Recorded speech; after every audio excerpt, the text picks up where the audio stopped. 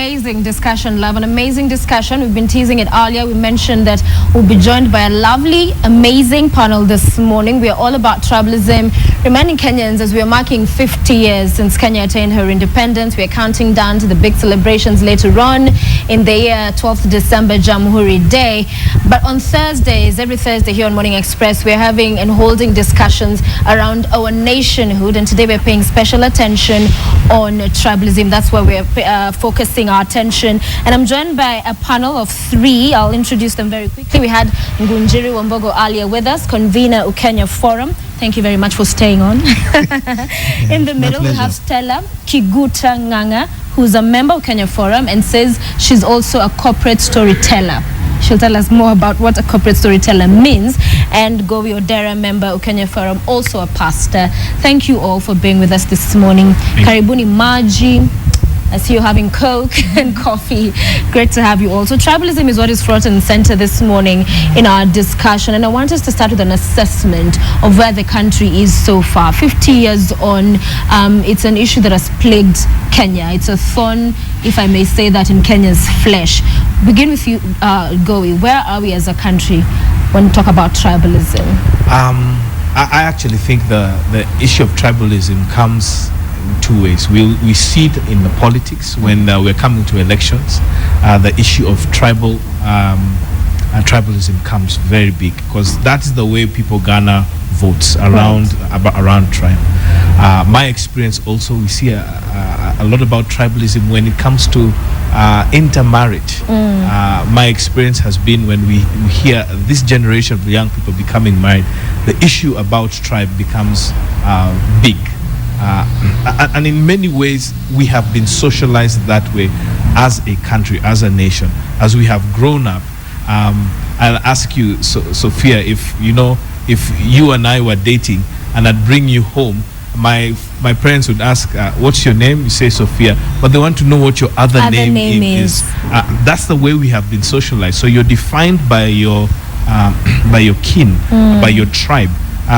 In some ways, I actually think that is a negative towards us. Yet there are also some things that we can celebrate as a country, that our diversity has allowed us to make fun of ourselves, especially during difficult times. So that's another place where our diversity has enriched our humor and our ability to understand one another. Right. And I hope there are places where these things will be able to grow. But I just giving a broad a spectrum of that. Those are the things that I'd see and say about where we are. Stella, where are we?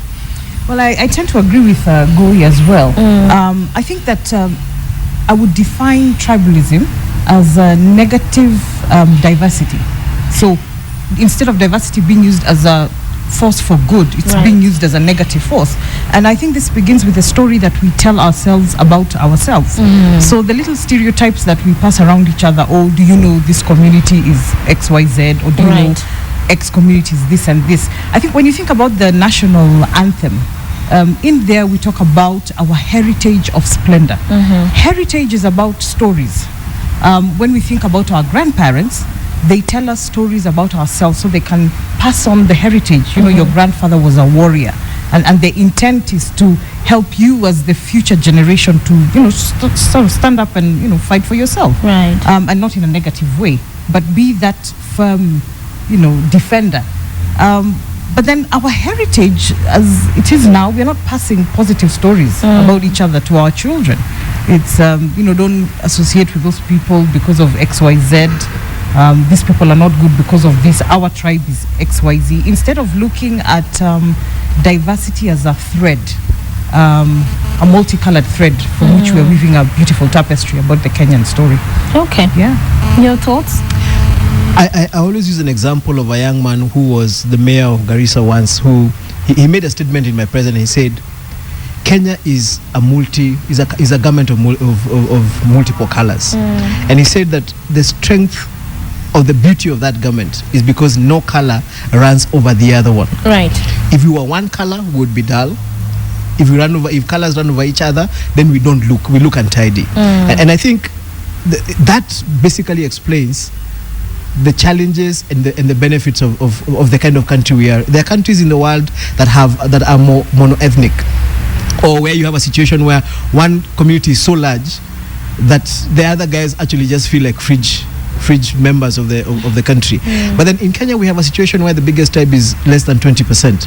So you have a situation where if we could harness the power of our diversity, our ethnic diversity, we could actually have a beautiful cloth. Right. But a lot of the times, as Govi said, especially in politics, we have a situation where that we focus more on what divides us than in what brings us together. And that's why for us, that's what Ukenya is about. Trying to find that common narrative that transcends all our diversities. And our diversities are not just tribe. The other diversities, though, as we think about ethnicity and tribalism today, or tribalism as we Kenyans call it, the whole challenge becomes, how do we tap into the benefits of being different? Okay. All right, and want to engage with our viewers as well. Get involved in our conversation this morning on our question of the day. We are asking you, how do we reduce the negative effects of tribalism? How do we reduce the negative effects? Because they're there, and we've seen how bad it can get, neighbor turning against neighbor in post-election violence, and that we are seeing playing out now with the cases at the ICC. So let us know what your thoughts are. 22155 is our SMS number. At KTN Kenya is our Twitter handle. At Sophia Wanuna is where you can find me directly. Remember to use the hashtag Morning Express KTN. Now, let's get to the political aspect of this issue, because it's a big one. And what we look at when we look at the political scenario and our politicians, it's like, despite people being very well educated, being very exposed, they always seem to read from the same script. When you bring tribe into it, everything else out the window. That you always will expect a member of parliament or an elected leader from a certain region to respond to a certain issue a certain way, given irrespective of what they know are the consequences of the bigger issues or concerns that Kenyans perhaps should know about. But there seems to be a script. So Rift Valley will go this way, Nyanza will go this way. Given, like the general elections, you knew the numbers that would go to a certain candidate. It was not, we didn't get surprises really. Why is that we find a lot of that? I'll begin with you, Stella. I believe that what you focus on expands. And I think we have focused a lot on tribe. As a factor, we have decided to use tribe as what defines us. And I think I go back to my initial comment, which is, what is the Kenyan story? Who is a Kenyan? I think that tribe for us is only one thread of what makes us truly Kenyan. There are so many other things. And I think that we as the citizens need to begin to help our politicians to reframe this conversation. This conversation is not about tribe. This conversation is about one group of people who are called Kenya, who aspire to certain ideals, they hold on to certain beliefs, and they have a certain picture of their future, which at the moment we call Vision 2030.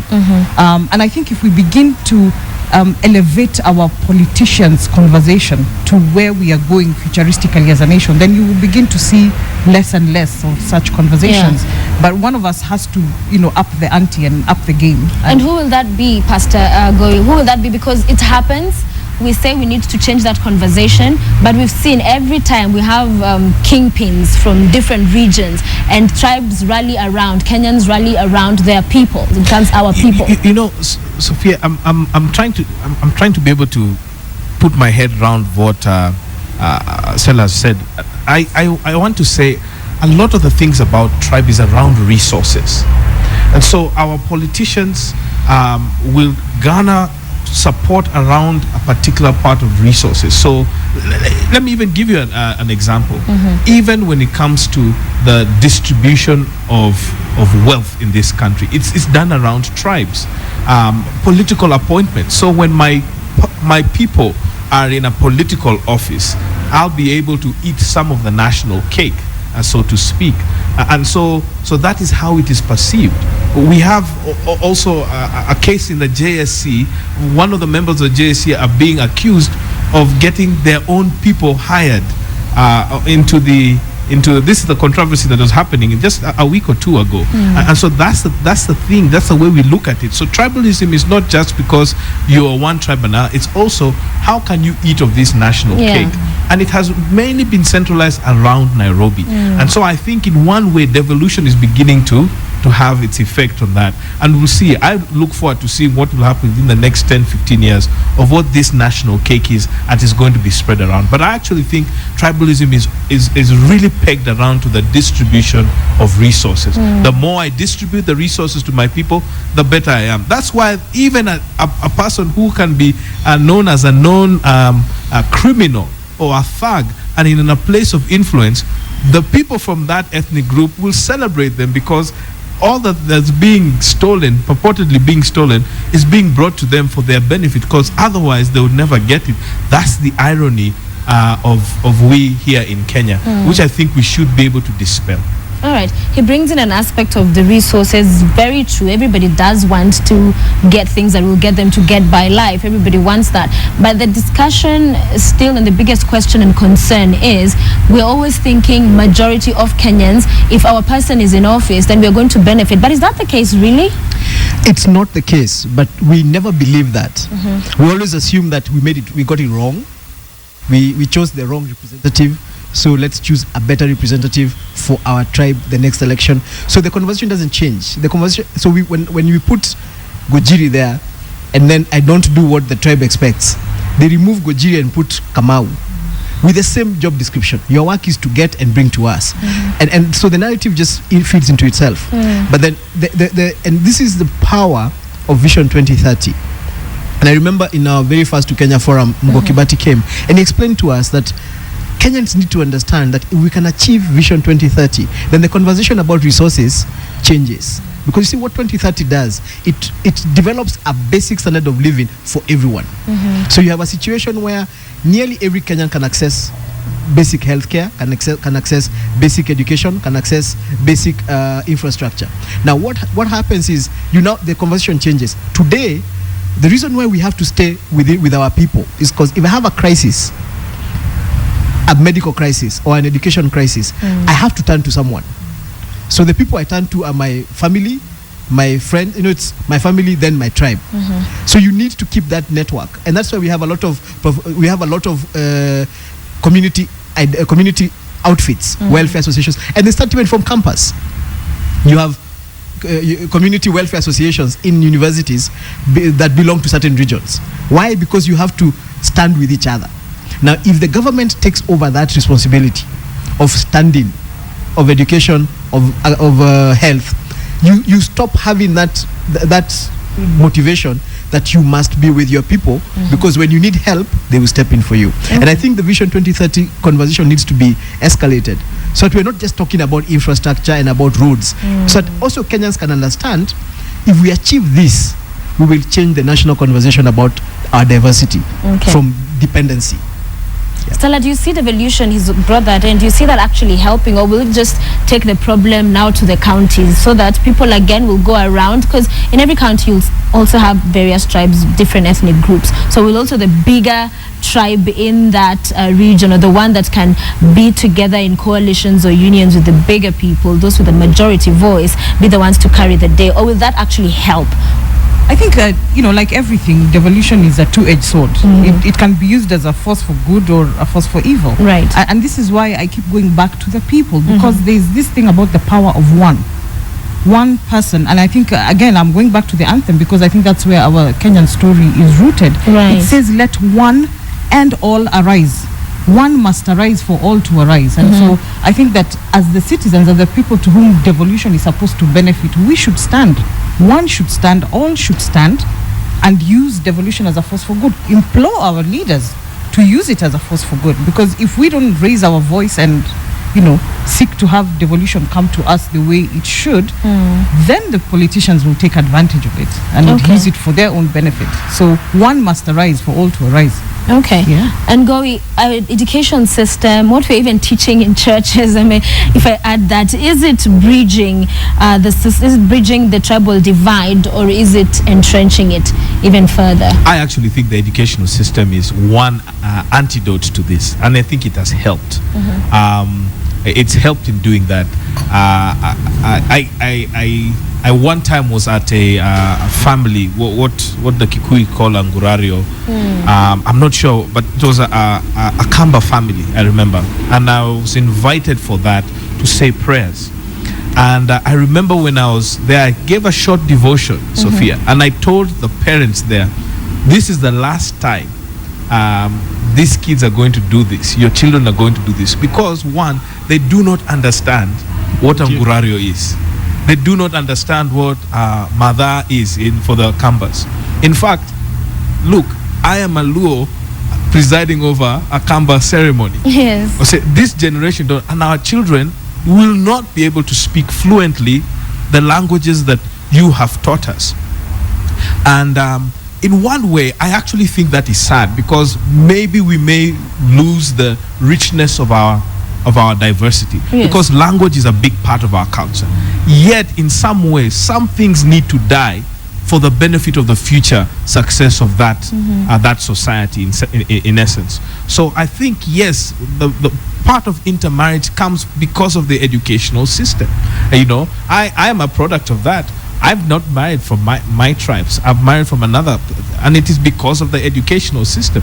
It's because of where I go to church. So we have people from different ethnic groups, different places, who continue to challenge us to be able to do that.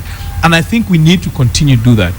I put up a tweet about today's program, and I said, so what's a way we can go around with tribalism? Somebody actually said, probably just saying, what we should do is anybody who does a cross-tribal marriage should be given a tax break, and their children be given double tax break. Now, that is in jest. I like to see what Jiraina of the KRA would say about that. But I think those are the things we need to celebrate. Yeah. And our education system has done a great deal. I want to continue to say that is something we need to be able to do. The quota system should not just be for national schools. It should be for district schools. It should be for provincial schools.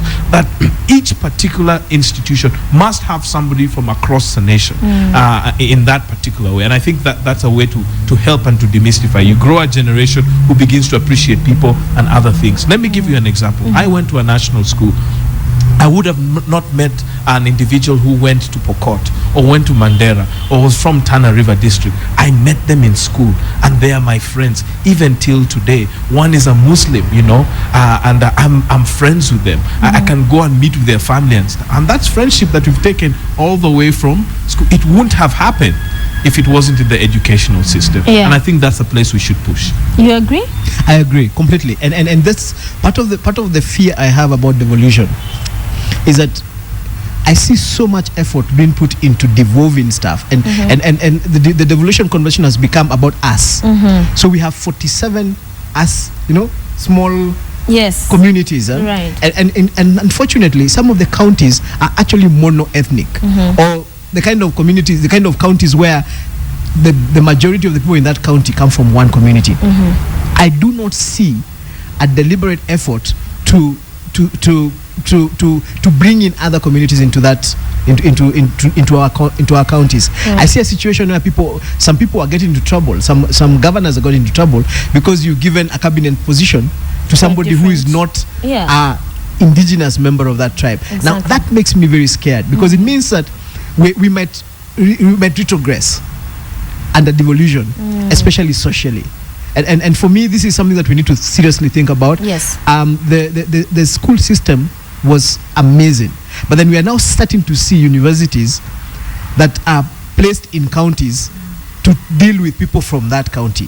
Now, whereas in the past you could go to nursery and primary school within your county, but if you managed to excel, you nearly always went to a national school that more often than not tended not to be from your county, or even if it was from your county, you met people from other parts of the country. Now, if you have a system like what we are having, where the county governments are insisting this is for us, it's very possible that children will grow up, go all the way to university, never having left their counties. If that happens, for me it's scary, because what Gui has just spoken about is what is very important, that sometimes you are forced to interact by your education system. You are forced to interact by your church. Church is another place. Church is another melting point of communities. But if you start focusing so much on, no, this is our county and only our people can be in this county, we are going to retrogress. It's a scary thing for me. Stella, let's bring in the huge elephant in the room, the ICC. All attention is on that right now in Kenya. Everybody watching the proceedings. and what's happening. And with the first witness testifying, we heard her recount about what happened 2007, 2008, very unfortunate and sad events. And again, it brings back this question of tribalism. Then there were different communities pitted against each other, which this time around, by virtue of the last election, they're now on the same side. So what do we see this case doing to the conversation and to the rooting out tribalism or entrenching it even further in terms of bringing communities together? Will it sort out the issues permanently, or will the opening of these wounds make things even worse? Sophia, maybe I will reframe the question and maybe look at the people who suffered the brunt of the violence, because again, and pardon me for keeping going back to our anthem, it says that justice is our shield and our defender, whatever that form of justice is.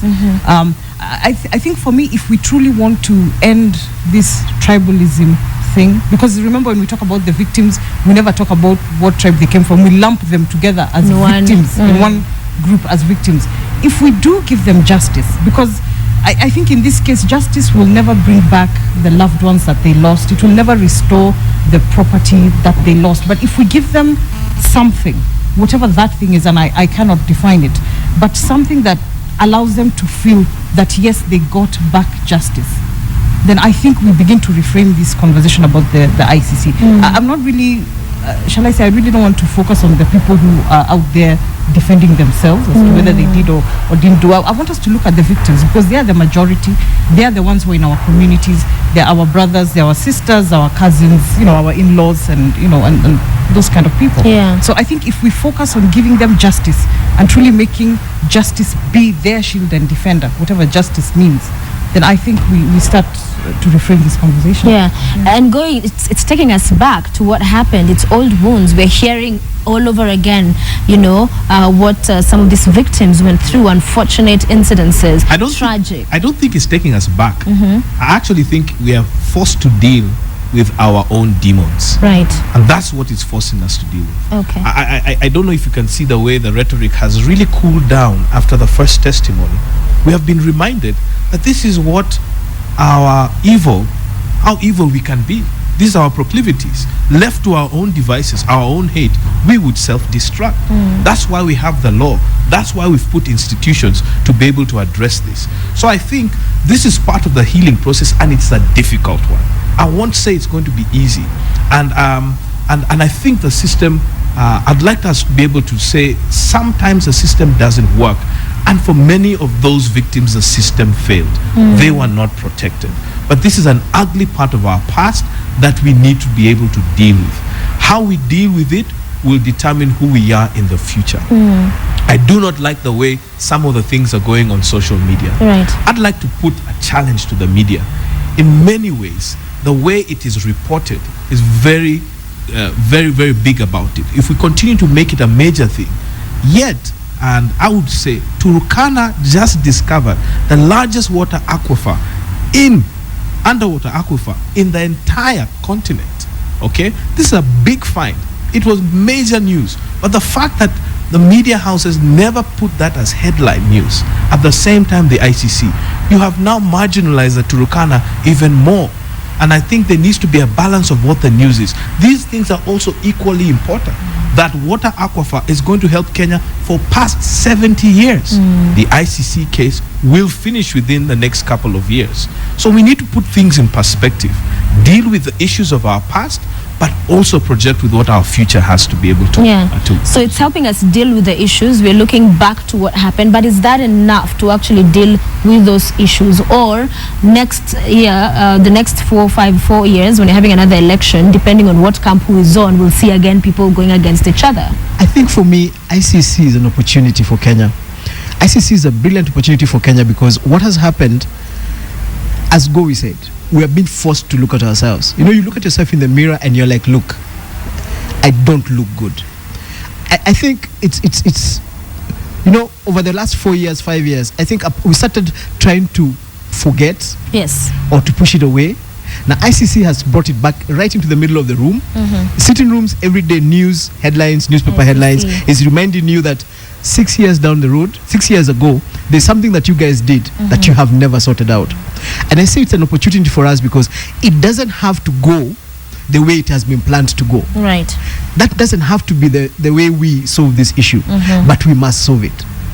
So I think all of us, public, government, politicians, media, religious leaders, we must all focus on this issue and agree, how do we solve this in a way that builds the country? Because unfortunately, ICC also has the capacity to destroy us. As we were doing the newspaper review earlier, I remember as I was mentioning this, some victims from who were in the Kiambaa fire were saying, I don't even want to watch this. I don't want to watch this. It reminds me that the guy who shot me with an arrow is walking in my neighborhood.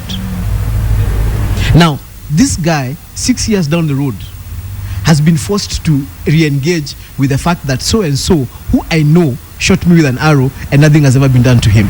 Now, the fact that ICC is what is forcing us, is forcing that guy to remember that is a failing on our part as a nation. We should have done, Rwanda did the Gashasha courts. There are people who don't agree with the ICC process, but then what we all must agree is that something must be done. Yes. So if it is not the ICC process, and this is my challenge now to the politicians, especially in Jubilee, who are busy pushing us out of the Rome Statute, who are busy trying to stop the ICC cases from moving on, is that until they come up with an alternative that works, they will face resistance. What we need is somebody to tell us, look, instead of doing this one, why don't we do this one? Now, nobody is saying that. They're just saying this one is going to destroy us. But we can't run away from what we did to ourselves in 2007. Right. So if this is going to destroy us, come up with a solution that will not. Tell us this one will solve the problem, but will build us. Okay. That is what I think we should do. And Stella, let me bring you in now. And Paula Char is watching us. Remember, we're asking you what can be done to reduce the negative effects of tribalism in Kenya. Paula Char says, great panel, could they introduce the dimension of a national policy that could play a role in improving cohesiveness? What's your take? Because he's touched on there's something more that needs to be done at the national level. The government needs to come in and play its role. So what needs to be done to bring that in? The president, what's his role? Well, I think that the president of Kenya is not he's not the president of the whatever tribe he comes from. He's the president of the republic. And he's a galvanizing force. I think we need to understand what, again, in reframing the Kenyan story, yes, what are the symbols that unite us? What are the things that unite us? And our president needs to see himself as a uniting force for the people. He's not the president of one part of the country. He needs to be seen to be bringing different people around the table, leveraging the collective genius, so to speak, because in every Kenyan there's some form of genius. So we need to leverage that collective genius, and he needs to be seen to be pulling that, that feeling together, that sense of belonging, that we all belong here. This is our home. We don't have anywhere else to go. Yeah. I think Kenyans need to understand that when we step out of these borders, this country is not Kenya. Anybody else could move in and the country will become who they are, because Kenya is the people. Kenya is not the borders. We could go and live, on an island somewhere, and that will become Kenya, because that's who we are. So policy is good, because I think there are institutions that require policy. So if you were talking about school, like you were talking about school, policies are good for that. But I think that whereas policy is sort of the law, the letter of the law, I think there also has to be the spirit of the law, which is, what do Kenyans want? Because when I go and borrow salt, if I come to Gowi's house and I borrow salt and go and have from different communities, I don't borrow salt from, I don't get salt from Gowi and say that this salt is from this community. Chumvi ni chumvi. That's right. Chumvi ni chumvi. Yes. In fact, if you see some of the, I think, Gowi, you're a pastor, you can elaborate further. In some of the marriage ceremonies, I think a long time ago, they used to take salt. Right. getting married to Goi, Yeah. he would bring his salt, and we put them together in a bag, and we would shake them. Shake them. Now, when you shake that bag of salt, there's no Goi salt and there's no my salt. It's salt.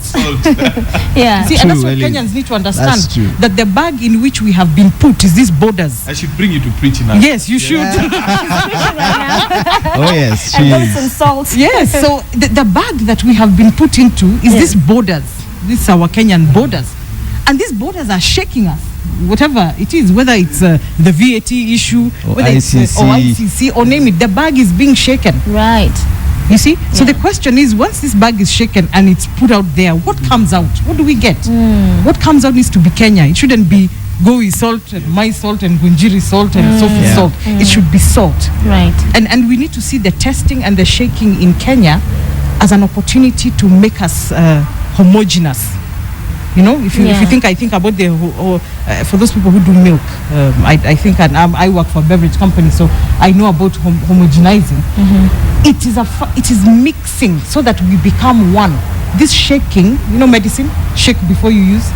We are being shaken so we can become one, and so we need to see the shaking as a force for good, not a force for evil. All right, our time is winding down. We need to wind up this discussion. Yep. But I like what you've brought out, very powerful point. And John Beria says, we first have to accept we are Kenyans and know that patriotism ain't an option, but a duty.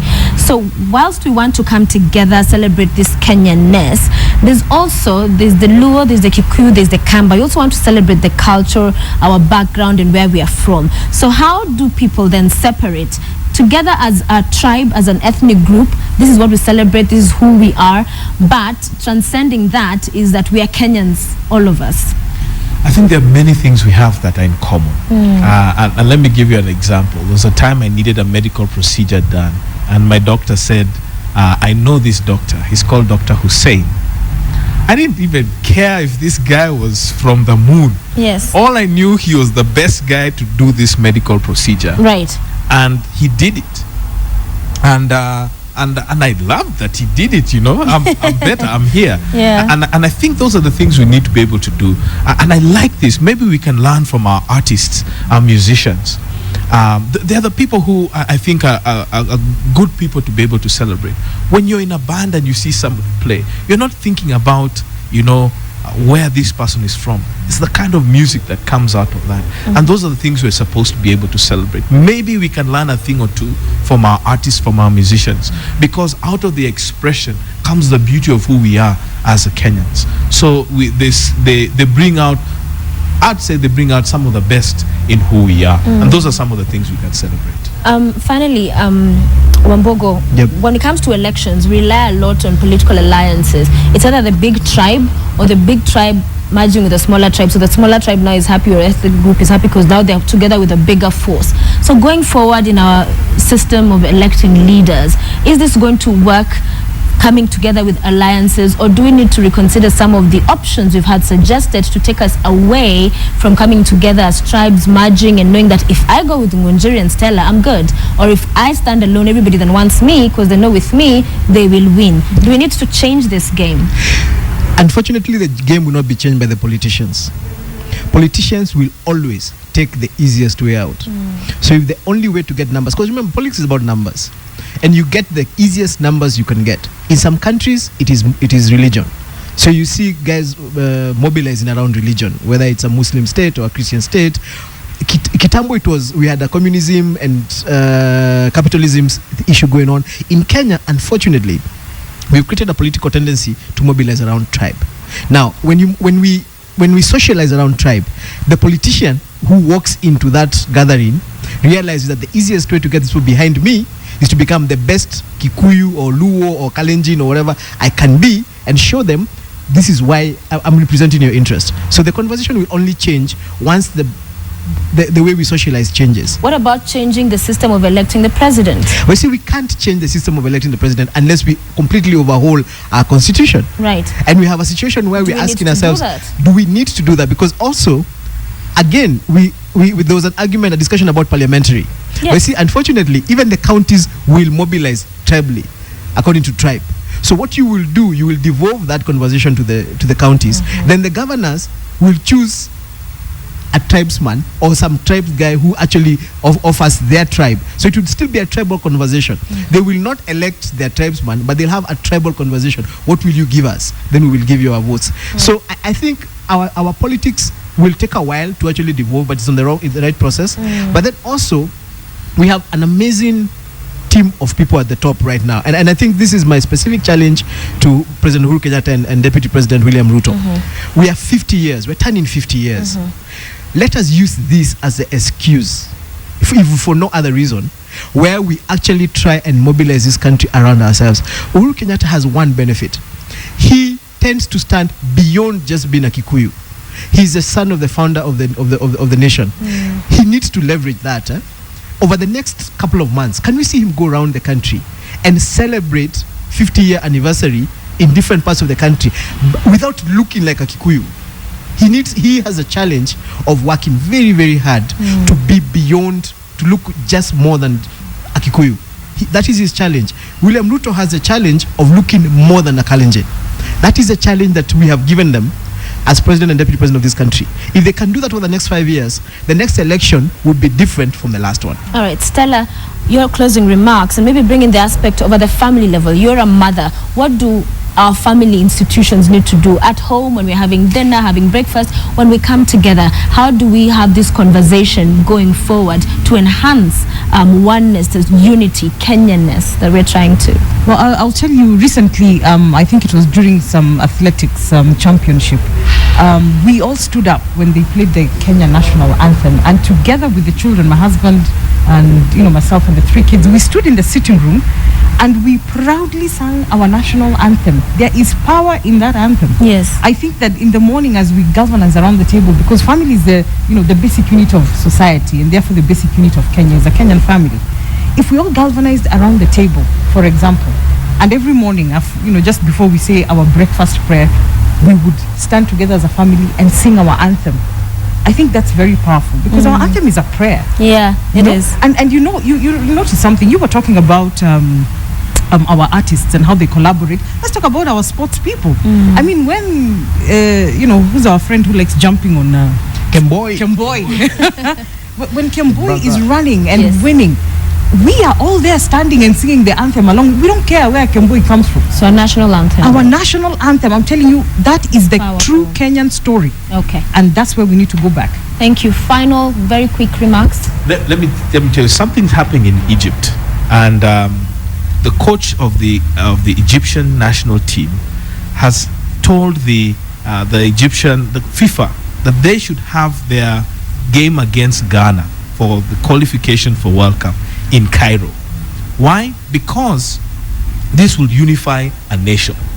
And I think, and this is an American coach, trying to root that Egypt would not disintegrate, because soccer has a way of unifying. I actually think Kenyans should be able to search for things that passionately unify us, and they are there.